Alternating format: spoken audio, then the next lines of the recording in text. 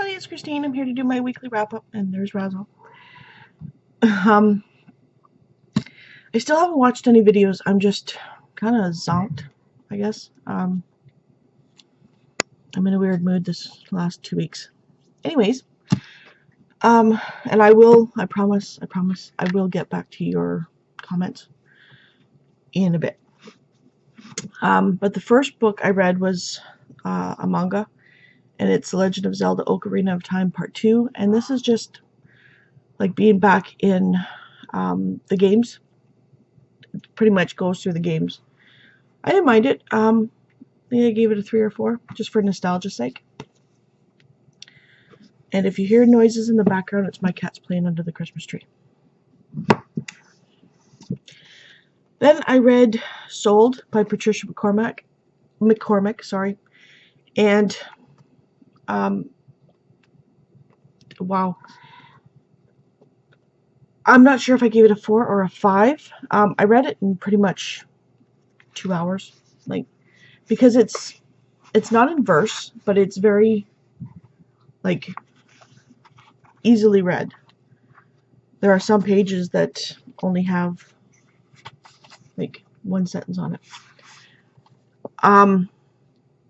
Yeah, it's about a girl in Nepal that gets her stepfather likes to gamble and sells her to a sex trade, which that person gets sells her to somebody else, and then that person sells her to the brothel. And what this girl endures, and she's 13, and this is nowadays, because it talks about cell phones, the guys having cell phones, and the people in Nepal know nothing about the outside world. And I'm not saying everybody in Nepal, it's just in this book. But this stuff still goes on today, and there was a write-up last year. There's a city next to us, and girls are being sold as sex slaves. And it's really scary having a teenage daughter that this could happen to her if she's not careful. So, I mean, it wasn't her fault that her stepfather sold her. He just gambled, and he needed more money to gamble. And the fact that the mother, because in their culture the mother can do nothing about it, is scary. It really is scary.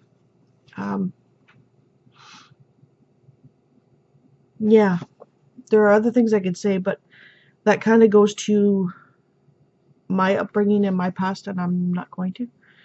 So yeah, it's truly scary that stuff still happens in this modern day. But before that, I think I finished Sapphire Blue by Kirsten Gear, and I liked it. I gave it a 3 because it does feel like a book 2. It leads up to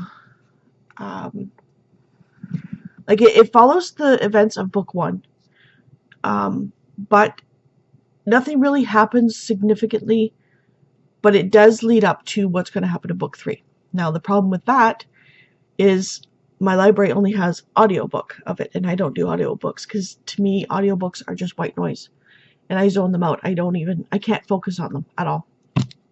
So I'm hoping to find it secondhand, the trilogy, and hopefully get it. And then just this morning I finished All the Rage by Courtney Summers. I gave it a 4 because I think girls need to read this, but I think it could have been done better. This girl gets raped, and at first I thought it was, because the way it was written, it's like now, and then 2 weeks earlier, and I thought it was talking about 2 weeks earlier than the rape, and it's not. It's 2 weeks earlier than the other girl that goes missing. But she, Romy, tells her friends that she was raped by the sheriff's son.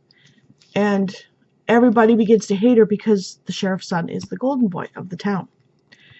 So he gets sent away. You don't even meet him in this book. He's only mentioned once or twice. But her friend, or her ex-friend Penny, is dating the sheriff's other son. And then there's this big party, and things happen. and it continues on from there. But Romy doesn't tell anybody except for this one girl that she was raped. All the kids know that or think that she's lying.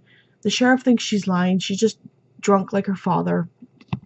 Meanwhile, I don't know if I want to say that or not, but it kind of perpetuates that if you don't say anything to anybody, nothing's going to be done, and it's going to be people are going to treat you like this. And I really think that what should have happened in this book is that she told adults, and she kept fighting for them to believe her, and that fighting, saying that she's telling the truth, she's not lying. And the boy doesn't get any consequences. All these other kids think it's okay to do these things, because there's one thing that happens that I can't really say, but it's almost as if it's okay because the boy's the golden boy. He's not nothing's gonna happen to him, and that everybody can get away with it when they're doing this stuff because, who cares? It's a girl, and she's throwaway. So I think it could have been dealt with better, but it was still a good book. Yeah, there are some parts that I didn't like Romy, because she's expecting everybody to not feel sorry for her, pity her, but to be nicer to her because she's gone through this, but she has not told anybody she's gone through this, and they all think she's lying. So it's kind of like, what I feel is, if you're raped, you've got to tell people, and you got to keep telling people and telling people until they believe you. That's my feelings on it. I'm not going to go into any more about that. So the books that my son and I were reading, we finished The 12 Screams of Christmas by R.L. Stine. I thought this was a retelling of The Christmas Carol, but it wasn't. But it's about a bunch of kids at school. They're trying out for this play, and there's this girl that sees dead people, and they bug her and joke about it because they don't believe in ghosts. And they all go to this haunted house to get more into the feeling of what the play would be about. And the play is called The 12 Screams of Christmas, and they take Christmas carols and make them into songs. So my son would read those parts. At first he wasn't quite into it because it does go back in time a little bit at the beginning, and he's not one for historical stuff, but he kind of got into it as the story went on, and he of course gave it a 5. He loves these books. And then we started last night reading Rotten School. It's a new series by R.L. Stine that I had not heard of, but it's called The Big Blueberry Barf Off, and I picked it up for my son because I thought he would like it.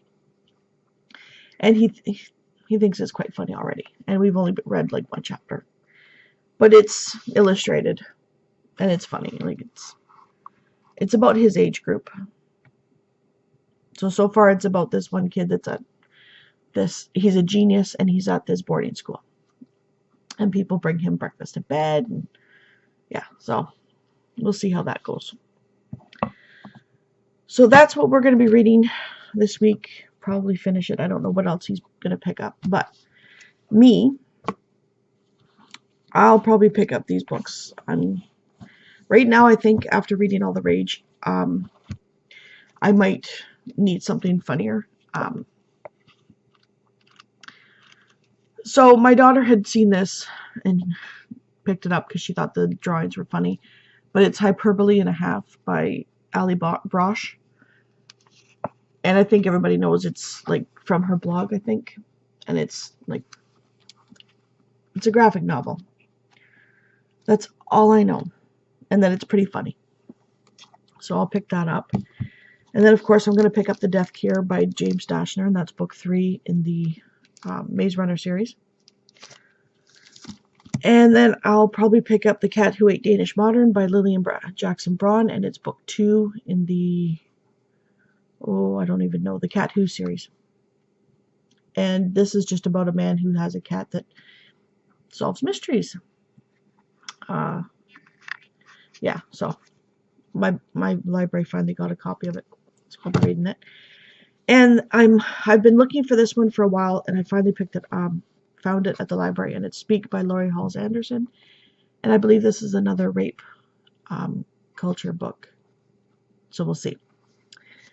So that is what I'm going to be reading probably up until Christmas. We have my mother-in-law's tonight.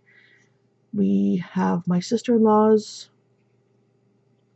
on Saturday night, and then we have Christmas here on Sunday. So it's going to be kind of busy this week. I have to do a few things. Still have shopping to do, and it's been so cold here. But it's supposed to warm up this week, so we will see. Let me know what you guys are reading this weekend, if you have any plans for Christmas, what you're going to be doing. Yeah, and I will probably be getting back into watching some videos and replying to your comments. Yeah.